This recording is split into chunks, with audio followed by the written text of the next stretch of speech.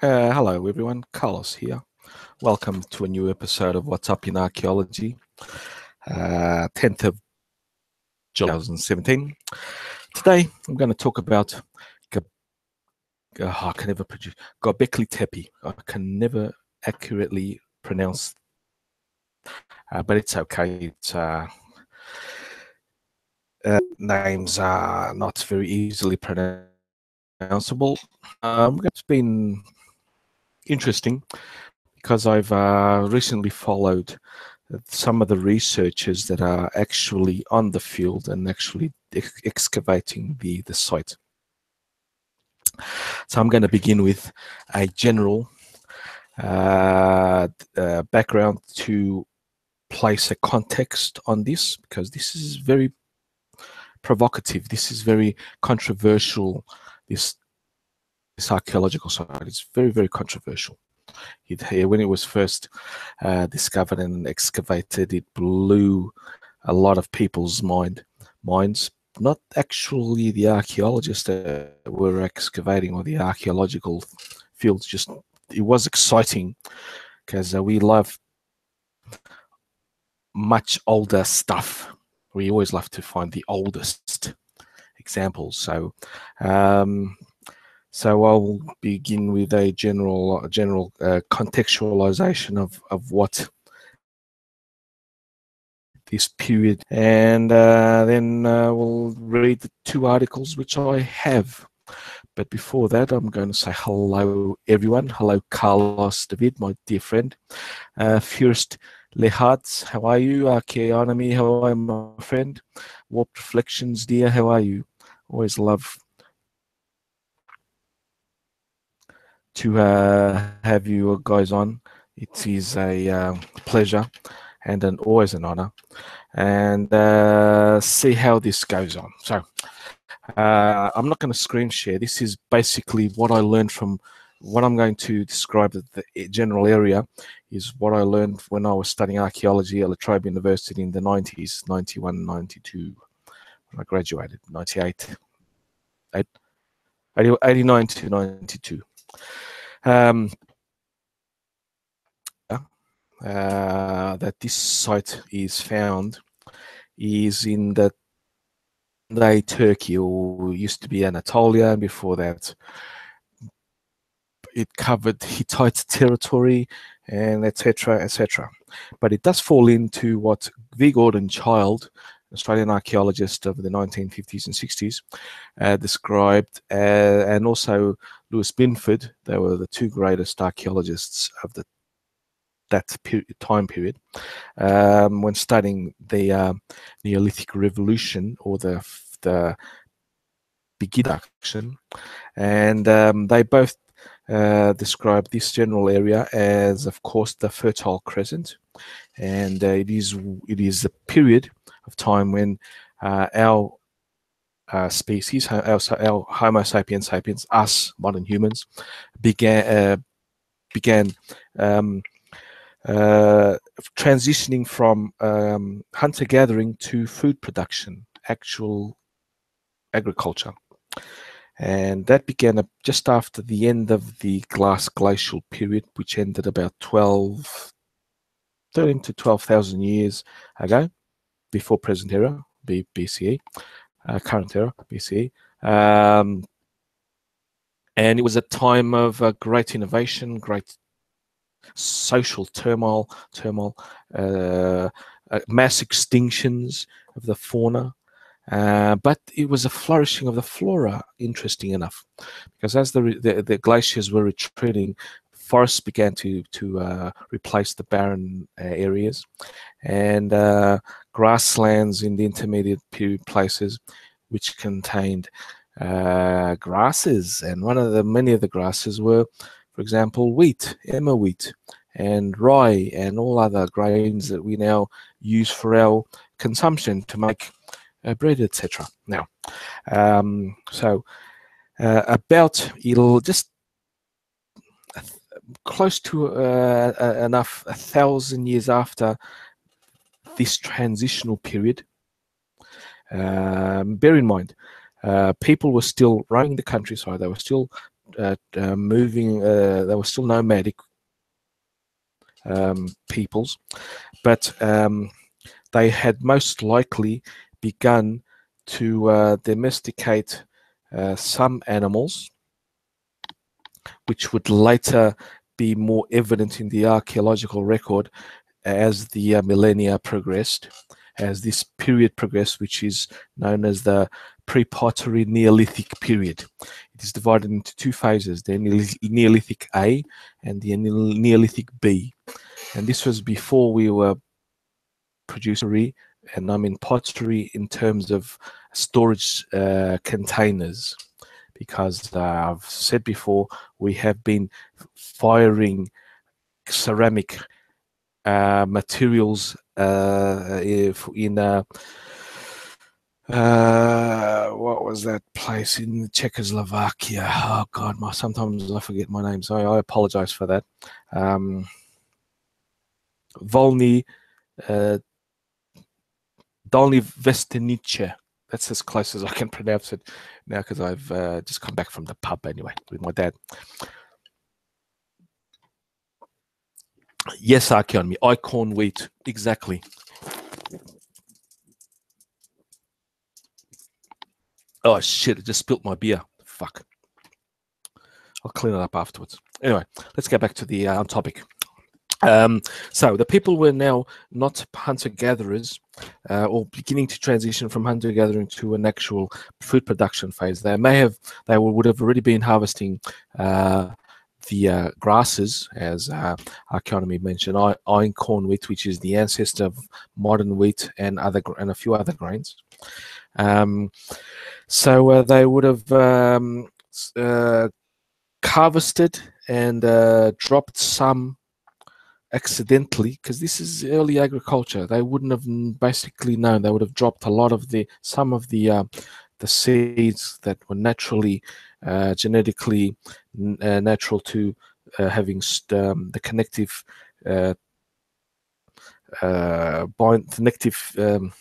it's not tissue, it's connective little bit that connects the actual grain to the stalk, and some genetically each individual grain would have had weakened one. The ones that were weakened would have dropped off, and as time progressed, they would have been easier to harvest. So they would have been beginning of some form of domestication. So you have an analogy of what the reindeer herders are in the northern hemisphere. Reindeer are semi-wild animals, but they are tended to by shepherds. That you can almost see that analogy. So in this place, Gobekli Tepe, for some significant reason, some of these hunter-gatherers, early food producers, began constructing a meeting place. A meeting place that had possibly cult significance, their cult, their religion, their belief systems, etc. And they began building it up until it became a complex temple system that we know today. I think I've made it clear on the context. Excuse me. Let's now go into the actual articles. These two articles, by the way, I'll share them just so you guys can see.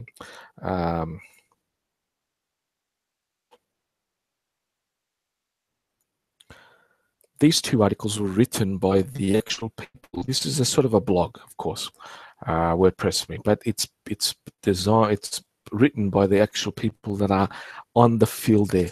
I haven't actually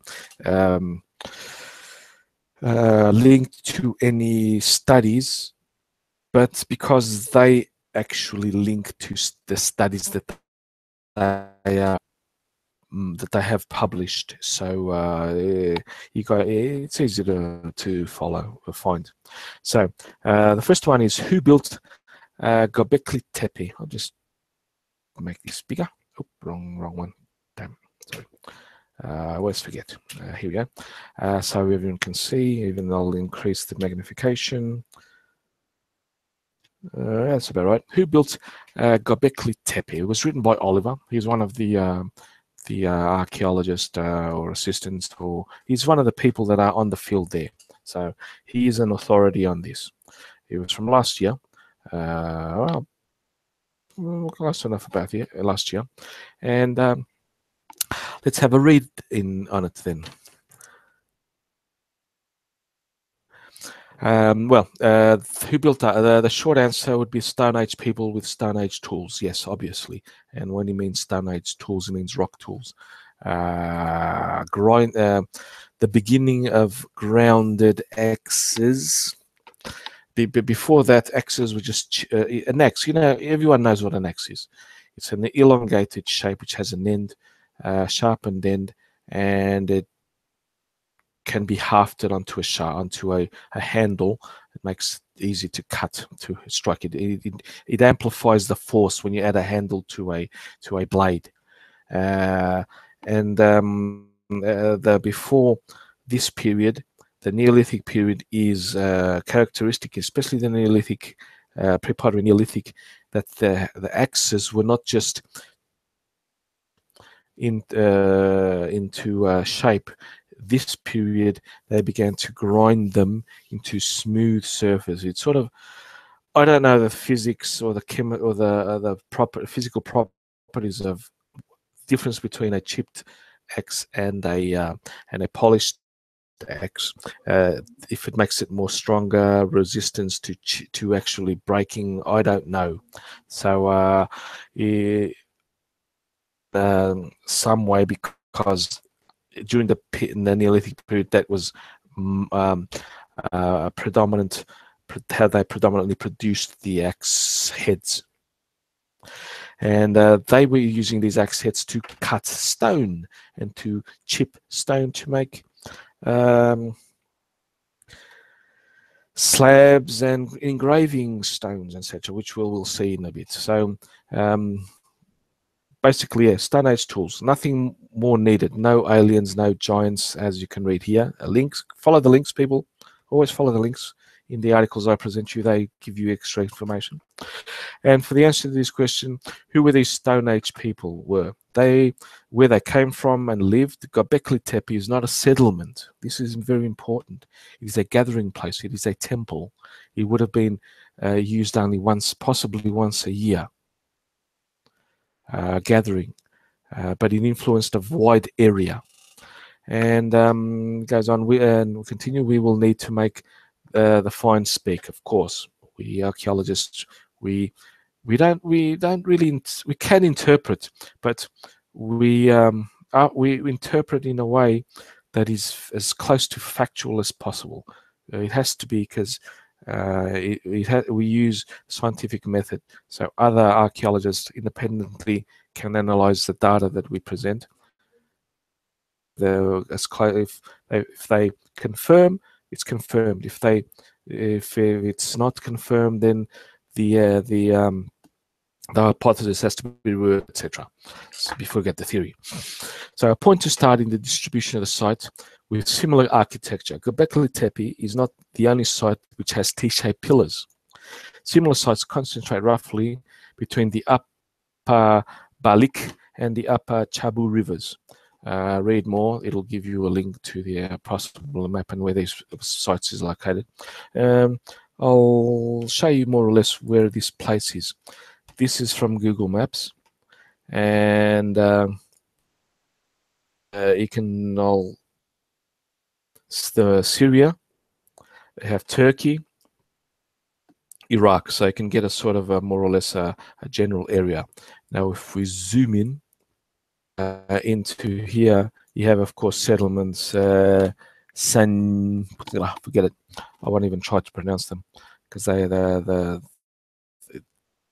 to pronounce Turkish names. But as you can see, It's in this general area of Turkey. It's very close to Syria, in fact. It's where the Kurds live. Interesting enough, but we won't talk about politics. Let's get back to the article. Mark a region with similar cultural traits. However, the area of the builders of Gobekli Tepe came from Xifa. Gusir Huyuk is in the Turkey. I know how to pronounce this, Huyuk, with these two little dots on top, and Gusir, it's easy to think. This is a site in the Turkish Tigris region, was considered considerably widened the distribution area of the circular enclosures. However, the pillars discovered there are slightly different. They missed the T-bar. Similar stelae. Stelae is a slab, rectangular slab that's higher than it is wider and thicker. Well, it's quite thin, in fact. So that's what a stela is. You can find that in many Neolithic places. You can find them in from Europe to this general area to the Middle East. In basically just a rectangular shaped stone. The height can be variable as well. So that's what a stela is. The stela name is actually Roman, not Latin. So where was I? The stela that discovered in Kayunu from Orzodan. That's the guy that excavated Chayonu. With the thing in Turkish is a ch sound. I know that. In Portuguese, a s, but we won't get into that. And in Kermes Deer, Watkins et al. In addition to these two different architectonic regions to the west, in northern Syria, a third distinct building style can be pointed out. Domestic sites such as Jers el Ahmar, Meirubet, and Tel Abrun 3 can also have circular communal buildings. These are constructions with Pisa walls and wooden supports. However, Upper Mesopotamia can thus be differentiated by the building traditions. But the common element is the existence of similar arranged communal buildings and, more important, the range of symbols. The map here shows where the area is. Gobekli Tepe is here, and the map shows the architectonic, the cereal domestications. We have einkorn, emmer, and barley, grains that were domesticated, and some of this is the absolute beginnings of domestication period, as I was saying.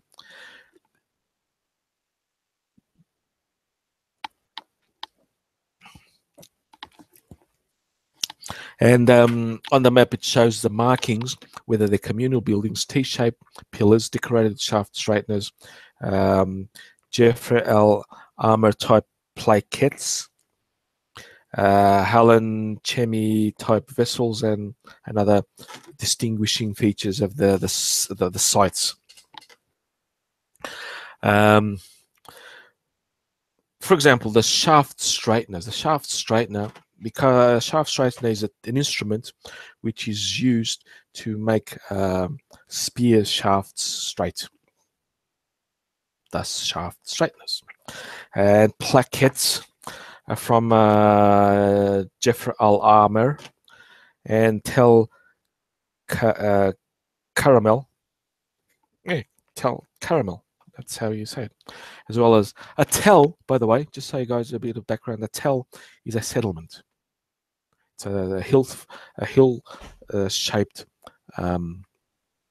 structure which has been built up by generations of of settlements because they used mud brick, right?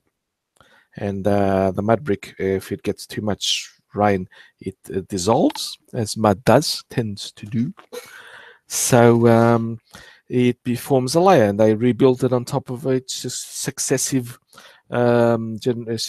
buildings, phases, until we get a hill. That's what a tell is, just so you guys know.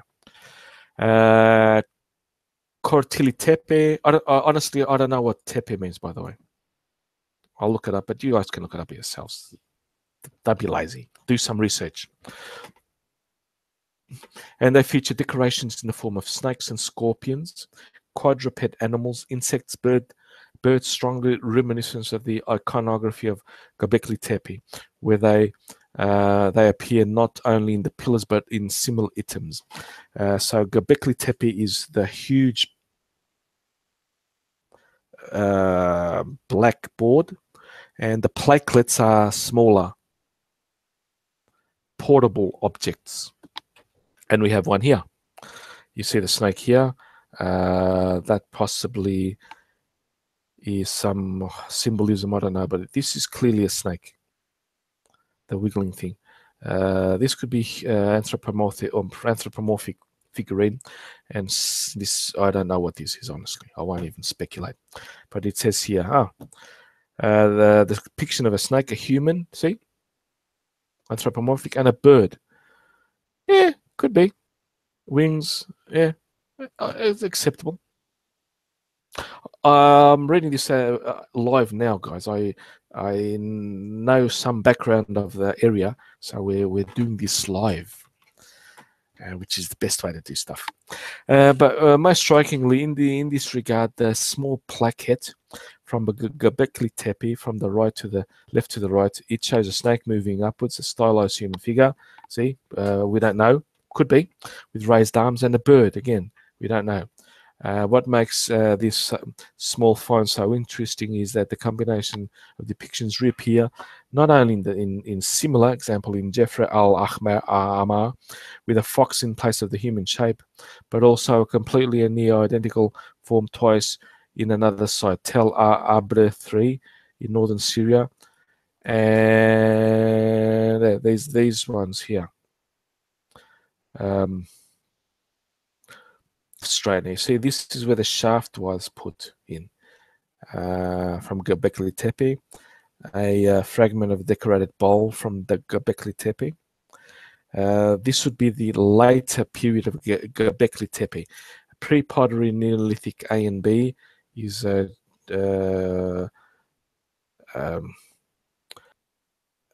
before, but these are stone bowls, so they're not pottery, which would later be replaced with actual 3,000, 4,000 years later, about 6,000. This is 11,000 B from the present area, from us now, to 6,000 from us, from our present time, 3,000 years.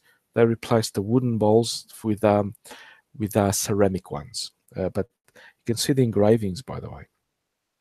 And this one's a fragment of another stone bowl, zigzag lines, and there's an animal there. It looks like has horns. It possibly is a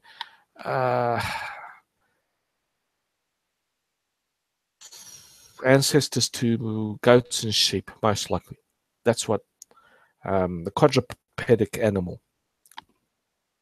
And this is a scepter, possibly anthropomorphic. Anything that has T-shaped type things, it's usually a head. The sides could be arms, and the body, the rest of the body is just stylized. So it possibly is anthropomorphic. It's depicted back into the Paleolithic period. The Venus figurines, for example, they were exaggerated female forms, but you also have drawings of anthropomorphic figures, which has the arms, head, and a stylized body without the legs, for example. Many caves, cave art, etc. You can see it in the Gurgoin and the Spanish caves, Altamira, for example, I think. you guys know anyway if it's true or not. But there was a range of depictions of snakes, scorpions, quadrupeds, insects, and birds occur in the thin wall stone cups, bowls of the Heian Chemi type. Fragments of this vessel known the vessel type are known from Gobekli Tepe, Chayunu, Nevali Korsi, Tel Aburn 3, and Tel Caramel. So these sites in some way are interlinked, even though Gobekli Tepe is a temple, the others are not. Habitational place. That we know. So it sort of rules out aliens and shit. Because we can see across the landscape from the map that it's shown here. For example, let's have a look. Tel Arbor 3 is in the general einkorn wheat production. Caramel is also there. What was the other one? The Tel Caramel, Tel Aburn, etc. God, I can't spell this. Abr 3 and Jeffrey Al Ahmar. These are all settlements, while Göbekli Tepe and Hamzam Tepe are not. Sefer Tepe, these are religious places. They're not settlement places. The names give it away. Anyway, so that's just a bit of background. From the first part of the article, that the culture, this is a culture, it was quite widespread in that time frame. It's not isolated. The people were beginning to they were beginning to congregate in certain areas, and Göbekli Tepe was a congregational site for possibly a religious type cult thing, religious their belief systems. It's not. It's in context. This gives you the context. And they go into this with us. See a large area of the Upper Mesopotamia connected by a similar iconography. While as detailed above, several domestic sites show some aspects of this world. It concentrates on non-domestic Göbekli Tepe. The domestic sites is where settlements, and Göbekli Tepe is not a settlement. It's a temple. Some beautiful biblos points. These were spear points and narrow head points. They're you can see the groove, and some of them where they were hafted and tied onto the shaft. And these are works of art. These are beautiful flints in blades. They would cut your finger off and you wouldn't even notice when they were new. That's how sharp they can be. So now the range of flint projectile points made on site, of course, may further strengthen the impression that people from different areas gathered here. Pre-pottery Neolithic age types present in Göbekli Tepe, including El Kayan, Helwan, Aswan points. Regarding the pre-pottery Neolithic B, the Byblos, this is pre-pottery Neolithic B, later and Nemric points, very frequent. These are all cultures, people, by the way. Each culture has its characteristic way of producing their tools. That's how we identify their culture, not just from the graphics that they leave behind in engravings, paintings, whatever, from their instruments, their hunting instruments, etc. So these are cultural aspects that have covered a range of in time, a time period. they lead one into the other. We can identify cultures by the lack of certain characteristic, which this is here, that in the pre-pottery Neolithic B, PPNB, PPNA, Byblos and Nemric points are very frequent, but Navali Chorsi points are rare. So they were, from the transition from PPNA to PPNB, they were evolving into a new culture. Nemric points have an eastern distribution pattern within the Fertile Crescent. Al-Qiyam Byblos points are distributed to the west. We have a divide.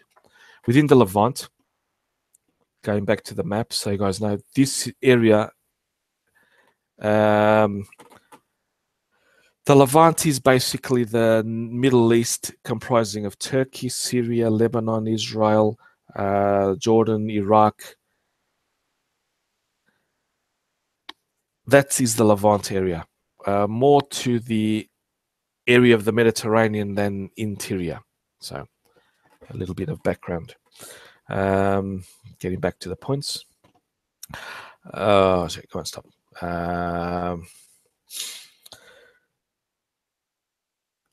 Navali Chorsi points are more to the north and into the Middle Euphrates area. It has been stressed here that these points are not imported. The flint used is clearly local. At Gobekli Tepe, the whole reduction sequence is attested, although flint is not present in at the limestone plateau, but has to be brought into the site from the surrounding valleys. Most of the primary production is based on naviform cores. I'm not familiar with naviform cores, I admit. I know Paleolithic cores, how the Neanderthals and now even us, how we produce Solutrean points, Shuttle Peronian points, etc.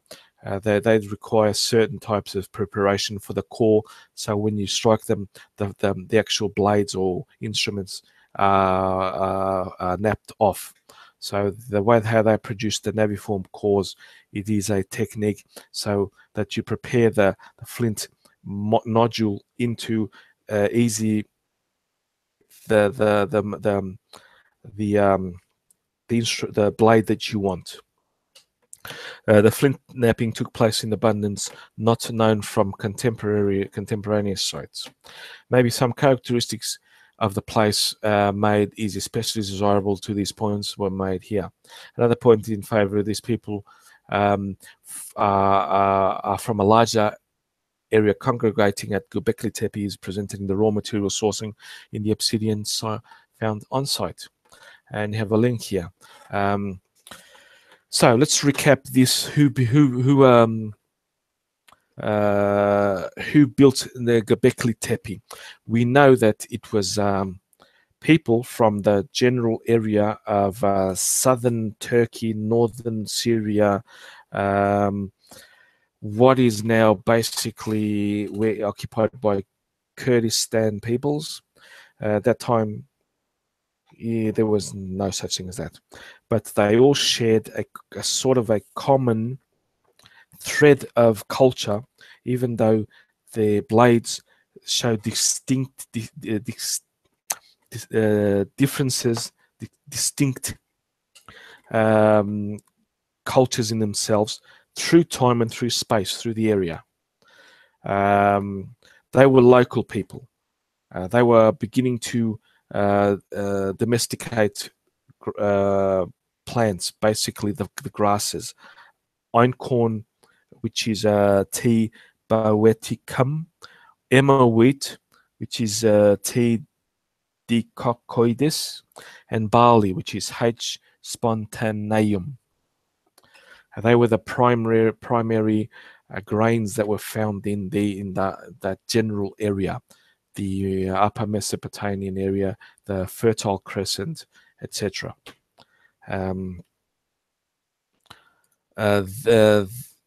They built this temple at the beginning of the Neolithic period, which most likely led from the Paleolithic period.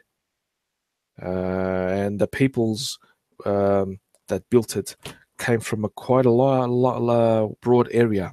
They probably, this is my speculation, and they probably occupied the site once a year. Now, it took 2,000 years to build the whole site. Just to get a bit of context of the time frame that it took to build. It wasn't built overnight, even though some reports and some conspiracy theories say, "Oh, it's a miracle, etc." No, it took time, a lot of time, 2,000 years. You can do a hell of a lot in 2,000 years with not a lot of people. So we go on to the next article.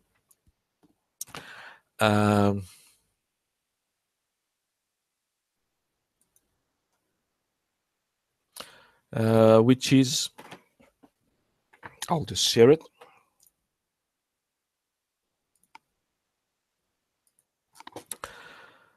Basically is, how did they do it? How did they move and make those monolithic stelae slabs of rock using just stone tools to cut them, etc. Now let's read. The T-shaped pillars discovered at Gobekli Tepe are big. That's a bit of an understatement. Just make this better to read. I think you can be seen clearly. Just magnify a little bit. Not too much. That's quite good. The central pair of the enclosure D measures 5.5 meters and weighs in at 8 metric tons each. That's a bloody big rock to cut and transport, by the way. The surrounding pillars are smaller, but still reach around 4 meters high. How did Stone Age people, were able to make these pillars and transport them seems a mystery to many of the site's visitors.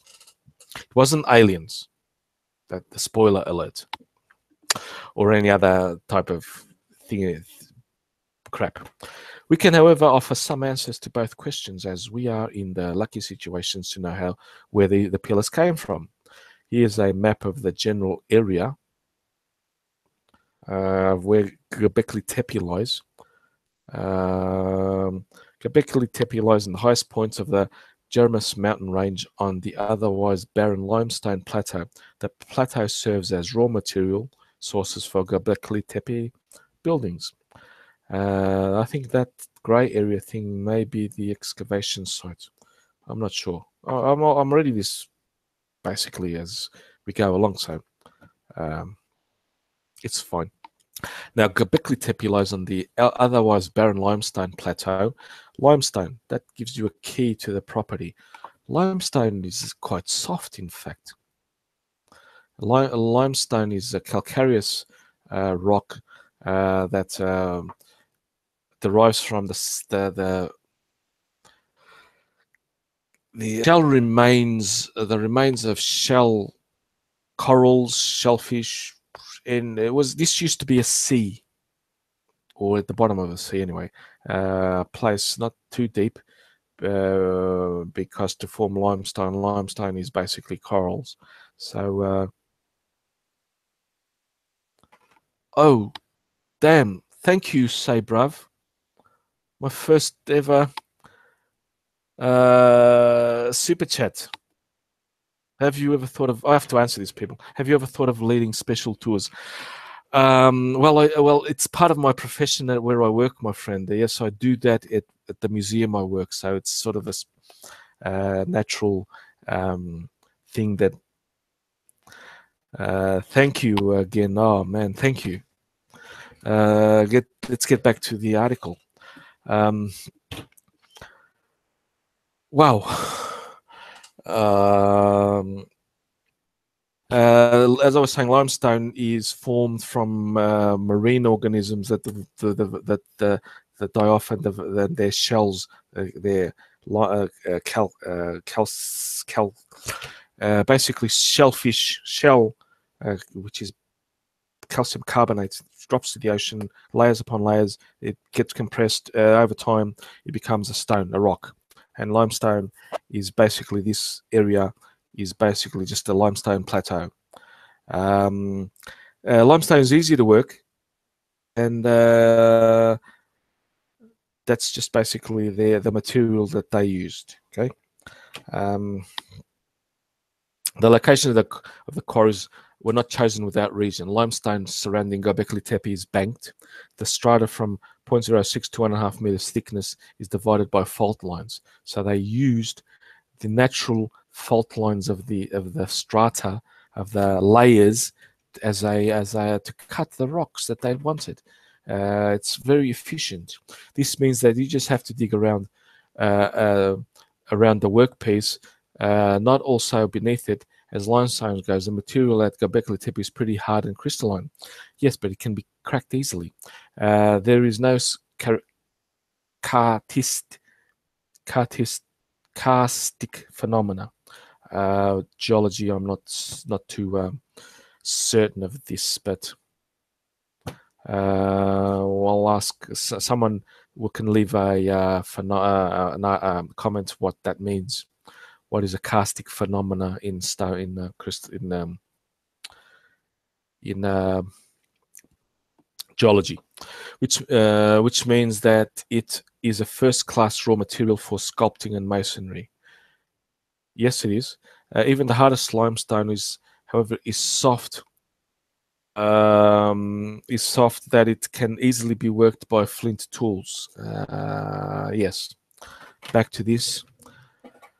Carlos David, I'll have to answer this. Homo sapiens being a missing link. No, there is no missing link, but there are plenty of Homo sapiens around, and there always have been. So there's nothing wrong with that, by the way. Absolutely nothing wrong with that. And thank you for the donation, my friend. So flint tools are much harder than even the hardest limestone. That's another indication that people could have done it, not could have done it. Now, flint picks and possibly also wooden tools were used to dig channels in the form of the desired workpiece into the limestone. The stone quarry workers would choose a location in the plateau where the banks were approximately the thickest, the thickness of the final piece. When they reached the default line, most possibly wooden beams and wedges were used to lift the pieces out. So they would carve out the general shape, and then using the actual layering of the natural limestone, the weakness, a small crack or something, they would use the some wooden levers or whatever, and they just pry it up. Nothing that's really it's easy. It's the most obvious answer. It's the easiest answer. There's sometimes the easiest answer. No, most of the times the easiest solution is the best solution, and that's what they used. They worked with the material. We have a saying in Portugal that in Portuguese, as ferramentas têm sempre razão. The tools are always correct. Basically, don't work against the grain. I think that would be the most logical translation of this sort of. Yes, Archaeology. The Easter Islanders would have also used this technique to get the easiest, most efficient way of cutting those blocks using basically stone, because I don't know much. I don't know enough about Easter Island to comment on that, but I'm sure they were also Stone Age technologies, even though, of course, metallurgy was available to the Polynesians. So yeah, Easter Island didn't have any much metallurgic deposits, metal deposits. So I don't know. I won't comment on that because I don't know. But I'll probably talk about it soon one day. Now, flint picks, the stone, no, we read that. When they reached the fault line, however, we read that. Although the limestone of Gobekli Tepe is of good quality, in several cases something went wrong and nearly finished pillars, stone blocks, rings, and other pieces were left in the quarries. This is especially lucky situation for archaeologists. Oh yes, it is. We have that analogy also in East Island archaeonomy, where they found that are left. I mean, almost like a sequence when they which can be used to make a picture of how they actually made those in the Easter Islands, the statues, in this case the stelae. So yeah, it is lucky for archaeologists which can observe the techniques employed in first hand. And here are some of the examples. You see how they cut, but something must have broken. There must have been a fault that was not visible at the start, and possibly when they pried it, tried to lift it out of the natural crack, it broke up. This is weathering, so these cracks are weathering. The crack would have been small and they would have noticed it, so they left it there. This is 12,000 years of weathering that have opened up these cracks, so don't take these into saying, oh look, that's what happened. Now this pillar is 7 meters long. I'm 1.80 meters, so I would, damn, 1, 2, 4, 6, 3 and a bit more of my size could fit on that in the height of that stelae. So yeah, most impressively, the T-shaped pillars are far out of the edge of the Western Plateau. The location shows they were the far western edge. That I don't know. I don't know how that the area is, so I can't comment on that. But the location shows another work reduction strategy. If you start at the edge of the plateau, you do not have to have very much material to remove on one side, and you know exactly how thick the limestone bank is before you start. The pillar still lying here is largest discovered so far at Gobekli Tepe. It's 7 meters and 1.5 meters thick. It's big. It's heavy. It's huge. It is wow. Why exactly is it left in the quarry is still unknown. A small crack may have formed in the stone during work. I'm reading this as you guys are. I haven't read this, but I already talked about this just by looking at the picture. You can see these cracks that they've opened up over time, obviously, and it just confirms what I just said, that that they would have noticed the small crack while they were cutting it and they left it there. So yeah, I should have lost where I am. Anyway, the second part of the project, the transport. How do you transport such huge and heavy objects where you don't have the wheel, you don't have domesticated animals to help you along, for example, horses or cattle to actually pull? You do have ropes, you do have levers, and especially you do have trees.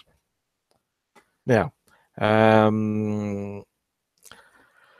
there's the transport. Direct traces are absent from Gobekli Tepe, but ethnographic evidence from Indonesia, where megaliths are built still today in grave sites, hints that sledges and wooden planks are the tools of choice. People involved is hard to guess. The distance of the monoliths to the tell are comparatively small at Gobekli Tepe. In the worst case, about 500 meters. The best case is 100 meters. but the monoliths hewn from the bedrock are large and heavy. In the case of the 7-meter pillar, the weight would have been around 50 metric tons. Ethnographers recorded that records from the 20th century report that Indonesian island of Nias, 525 men were involved in hauling a massive 4 cubic meters, considered smaller than this one, than the GT, over a distance of 3 kilometers, considerably more than the Gobekli Tepe. GT's Gobekli Tepe. It's not Gran Turismo or anything. To the location in 3 days using wooden sledges. And Schroeder, I know him.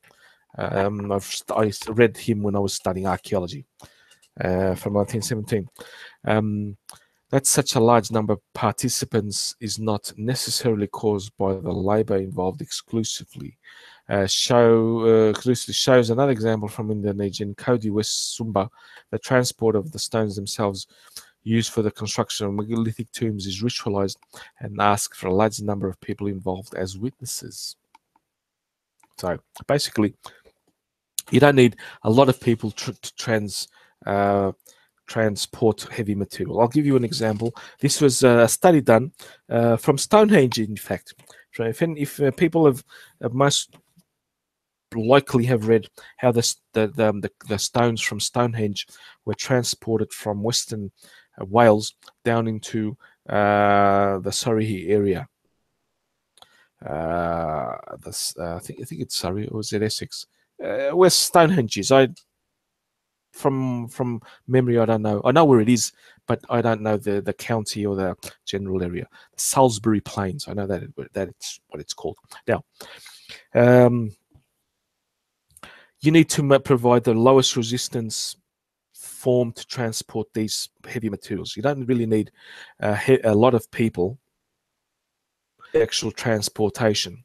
Now, there is that we don't have evidence, but they've used the analogy of the Indonesian, how they transported from modern period times. But Indonesia is an area that doesn't have, it has a lot of forests and that, but I would go more likely if you provide some sled, obviously.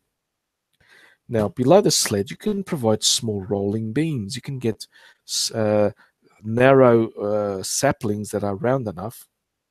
Again, this is my interpretation. This is not evidence-based. So please don't take it as evidence-based. This now is my interpretation from analogies of other transport. Even from Easter Island, they know that they deforested the place, that island, to transport the heads. What they would have done, they would have mounted the stelae on top of a sled. They would have used some form of rolling, rounded wooden things while they were pushed along. As they were pushed slightly along, the back rolling logs, small logs, they don't have to be big, because it's only 500 meters to 100 meters that would have been passed on to the front. You could do that with relatively few numbers of people, and even they say that many people are basically there that ask for a large number of people involved as witnesses. They weren't even involved in the actual movement. So even if making these large pillars is not such a big mystery, absolutely possible at Stone Age, through the detailed knowledge of the raw materials, there's no need to involve aliens. I will reiterate this. Sorry, Gunny, my friend. It's not aliens. There is still some open questions to resolve. Oh, absolutely. That's the still need to resolve questions on how they did it. But it's not aliens. It's not we invent some shit that to fill in the what we don't know. We will study that. We will get to know how they've done. Most likely, they would have used small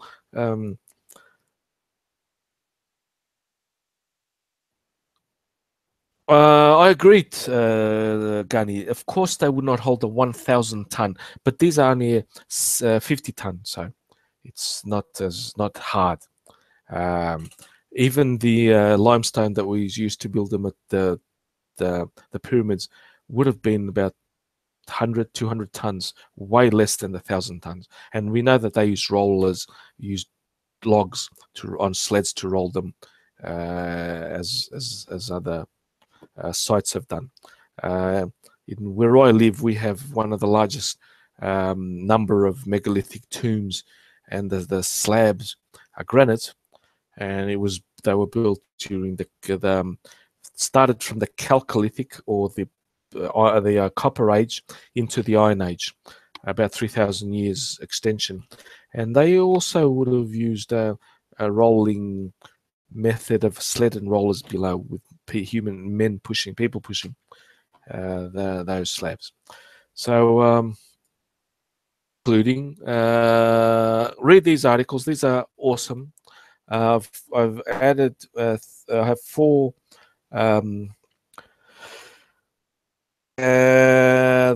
The ones that I mentioned from the WordPress, these guys,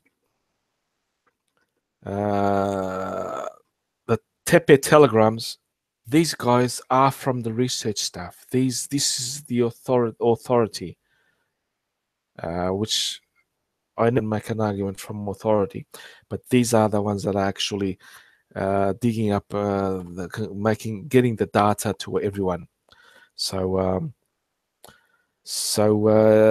yes,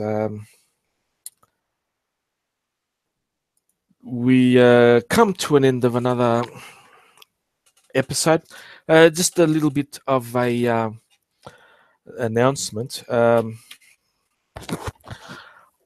I have enough material to, but I will require the people that are watching's opinion. I love Neanderthals. Even my dear friend Neville Gunny calls me Neanderthal, calls me caveman, etc. I love Neanderthals. I have lots of material of Neanderthals, and is it boring if I do a lot of videos of these, just a lot of programs like this on Neanderthals? Because I don't just have them, I have other things, but I'm thinking of making, maybe expanding to more than once a week, to say one video a day, maybe not an hour long, say half an hour long, concentrating on a small article, and explain that, because damn it, it's just so much. I'm collecting so much stuff. Sometimes it becomes old by the time I get to it, and I want to tell you guys what's happening. And one day of a week, I think it's once a week. I think it's just a little bit too less. So, oh yes, Maleficus, I can do 2, or even say Neanderthals Tuesdays, Homo sapiens Wednesdays, Neolithic Thursdays, general archaeology Fridays, and I'll rest on the weekend. So about 5 programs a week. So I'm going to do one tomorrow, a little bit earlier, because at 10 p.m. London time, or GMT, or Universal Time period, is occupied by the huge biggins. And so if I make it, say, 9 o'clock London time for half an hour, it'll be a quick, like a surgical program, and it'll keep me busy, because damn it, I love this, and I think I'm getting a little bit better. So let me know in the comments of this video if you guys want me to go. Anyway, tomorrow I'll do another one on Neanderthals, fresh news. It's also sort of covers a little bit the race question, which I won't cover, by the way. It's been settled. Modern humans are not classified into races. You can classify them into ethnic groups, which is much better because it's been settled. In 1968, the American Association of Anthropologists released a statement to the UN. The UN, yeah, the UN, those fucking idiots that are regressing, they're dicks now. But it's still relevant that it's been settled. It's the name, the classification of races is a social construct, but biologically we are one. There's no division. It's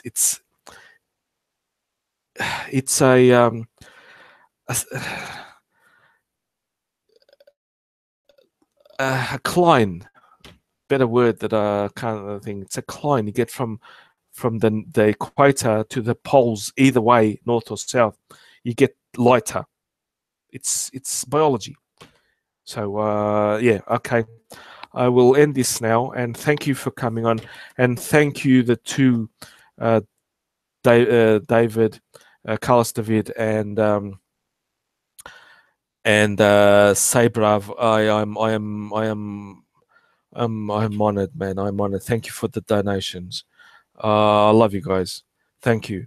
So we end this here, and see you tomorrow. By the way, because I'm gonna do another one tomorrow on Neanderthals tomorrow. So bye bye.